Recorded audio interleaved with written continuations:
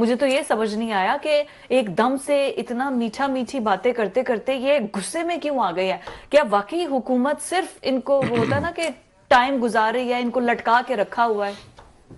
دیکھیں میں تو ڈے ون سے کہہ رہا ہوں کہ پی ٹی آئی بالکل کنفیوزڈ ہے اور پی ٹی آئی کی لیڈرشپ کو سمجھ ہی نہیں آ رہی کہ ہم نے کرنا کیا ہے. جیل سے کچھ ہدایت ملتی ہے، باہر والے حضرات کچھ کہہ رہے ہوتے ہیں، کچھ کر رہے ہوتے ہیں. آپ نے صرف بیرسٹر صاحب کی حوالہ دیا یا عمر ایوب صاحب نے کہا جی کہ تحریک شروع ہو چکی ہے. شبلی بیرسٹر صاحب نے فراز کہا تحریک شروع، سمجھ نہیں آتی وہ کون سی تحریک ہے جو ہمیں نظر نہیں آ رہی. ہم سارا دن میڈیا کو واچ کرتے ہیں، یہ تحریک کہاں سے شروع ہوئی ہے اور کہاں پہنچی ہے اور کون سی تحریک انہوں نے شروع کر رکھی ہے. اور جیسے وہ کہتے ہیں جی دھرنا تو ختم ہی نہیں ہوا، دھرنا تو شروع ہے، دھرنا تو اینڈ تک رہے گا. یہ بھی کہتے ہیں کہ دھرنا ہمارا شروع ہے، لیکن یہ ایسی ماشاءاللہ تحریک ہے، ایسی خلائی مخلوق ٹائپ کو تحریک ہے کہ جو ہمیں نظر نہیں کم از کم آ رہے.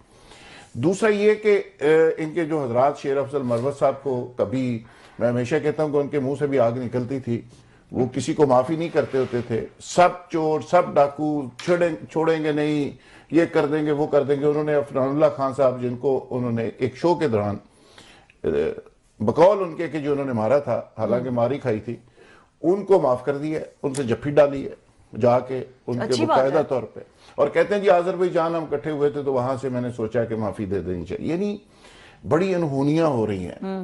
میں صرف وہ انجیکشن دیکھنا چاہتا ہوں جو ان کو لگا ہے اور جس کے نتیجے میں یہ اتنے مفاہمت پسند ہو گئے ہیں.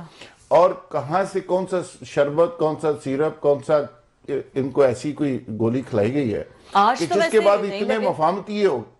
دیکھیں شیر افضل جیسا شخص جفیاں ڈال رہا ہے، جس نے آپ کو پتا ہے کہ ٹرینڈ بن گیا تھا کہ پروگرام تو بڑھ گیا. اب وہ صاحب جو ہے آج پتہ نہیں اس جفی کا کیا نام رکھیں گے. لیکن اس کے ساتھ ساتھ سلمان اکرم راجہ صاحب نے آج ایک نئی بات کی ہے. وہ کہتے ہیں جی دیکھیں باقی تو ساری چیزیں ثانوی ہیں، 26 نومبر کا جو ہے نا اس کا تو کمیشن بننا چاہیے. یعنی وہ سمجھتے ہیں کہ عمران خان کے ساتھ جو کچھ ہوا وہ بھی ثانوی ہے، عمر چیمہ کے ساتھ جو کچھ ہوا وہ بھی ثانوی ہے، بشرا بی بی کے ساتھ جو کچھ ہوا وہ بھی ثانوی ہے، جہاد چودھری، محمود رشید، شامود قریشی، اس سارے لوگوں کے ساتھ کیا کچھ نہیں ہوا وہ سارا کچھ ثانوی ہے.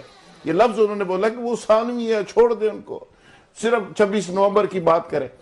اب یہ کبھی کہتے ہیں کہ 8 نومبر ہمارے لیے سب سے بڑا مسئلہ 8 فروری ہے، 8 فروری کا مینڈیٹ چوری ہوا ہے، یہ ڈاکہ ہم اس کو نہیں چھوڑ سکتے. کبھی کہتے ہیں کہ جی یہ فارم 47 والی یہ گورنمنٹ ہے، نجائز گورنمنٹ ہے، ہم اس کو مانتے نہیں. پھر اس کے ساتھ بیٹھ جاتے ہیں، پھر مذاکرات شروع ہو جاتے ہیں.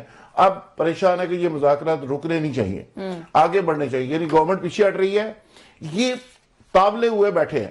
اپوزیشن یہ نہیں اتنی پریشان پیچھے ہٹ رہی ہے. دیکھیں یہ گورنمنٹ اپنی اسٹریٹجی ہوتی ہے، مجھے نہیں پتا کیوں پیچھے ہٹ رہی ہے. لیکن میں فیصد صرف اپنا آرگومنٹ یہ ڈیولپ کر رہا ہوں کہ یہ اتنے بڑے مفاہمتی کیسے ہو گئے. اپنے لوگ مروا کے، سارے ورکروں کو تباہ و برباد کروا کے، اپنی تنظیم پارٹی سارے زخمی کروا کے مروا کے، تو اب اتنے مفاہمتی ہو گئے ہیں کہ اب ساروں کو اچانک یاد آ گیا کہ جی مفاہمت ہونی چاہیے، یہ لڑنا نہیں چاہیے، اس سے ملک کا بڑا نقصان ہوتا ہے. یہ سارے لوگ اس طرح کے بھاشن دے رہے ہیں. اور بھائی یہ پہلے آپ کو کیوں سمجھ نہیں آئی؟ جن لوگوں کے گھروں میں لاشیں پڑی ہیں، جہاں زخمی ہیں، جو بیچارے قبروں میں چلے گئے ہیں، ٹھیک ہے، ان سے آپ پوچھتے نہیں جا کے.